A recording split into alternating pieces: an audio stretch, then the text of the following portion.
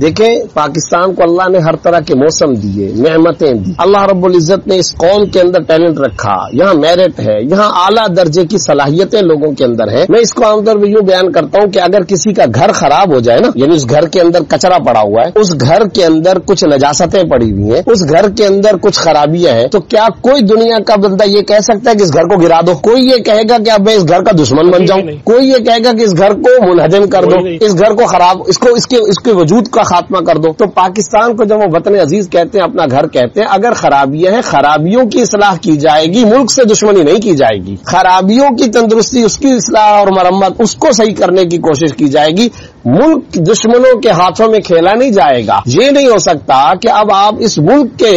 کے دشمن بن جائیں اور اس کے وجود کے خاتمے کی نعوذ باللہ باتیں کرنا شروع کر دیں، کبھی ڈیفالٹ کرنے جا رہا ہے، کبھی دیوالیہ پن کی باتیں کی جا رہی ہے، مایوسی کی باتیں کی جا رہی ہے، سب غلط۔